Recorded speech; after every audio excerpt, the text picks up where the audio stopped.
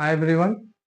Criminal law में theft का असली आधार क्या है, इसी पे आज हम लोग बात करेंगे। तो एक बहुत ही लैंडमार्क जजमेंट है जो कि K. N.. Mehra versus state of Rajasthan, जो कि थेफ्ट के अकॉर्डिंग बात करता है। तो सबसे पहले के.एन. मेहरा, जो कि एक ट्रेनिंग एयरफोर्स ऑफिसर थे, वो एयरफोर्स के एक एयरक्राफ्ट को विदाउट एयरफोर्स की कंसेंट को लेके उड़ जाते हैं और मिसफॉर्चुनेटली पाकिस्तान में लैंड कर जाते हैं।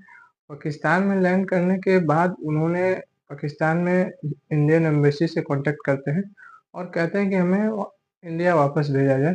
जैसे ही इंडिया में वो लैंड करते हैं, उन्हें कस्टडी में ले लिया जाता है और उन पे केस किया जाता है कि उन्होंने एयरफोर्स के एयरक्राफ्ट को चुराया है।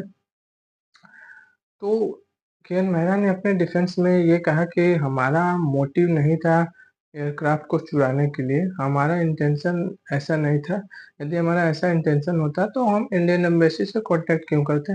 लेकिन सुप्रीम कोर्ट ने जो इस केस में कहा वो बहुत इंपॉर्टेंट फैक्ट था, जो कि इसेंशियल ऑफ थेफ्ट को भी डिफाइन करता है।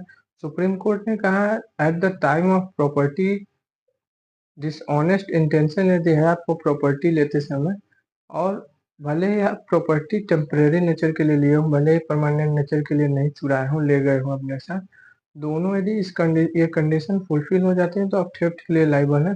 आप भले ही चुराने के बाद कह रहे हैं कि हमारा इंटेंशन ऐसा नहीं है, लेकिन at the time of property stolen check your what is intention. Dishonest intention उस स्थिति पर यदि पाया जाता है तो आपको उसके लिए लायबल किया जाएगा, और टेम्पररी नेचर में भी आप प्रॉपर्टी को लेते हैं तो भी आपको थेफ्ट के लिए लायबल किया जाएगा। तो सुप्रीम कोर्ट ने बेसिकली के.एन. मेहरा को थेफ्ट के लिए लायबल माना और उनको पनिशमेंट इम्पोज की। Thank you to all of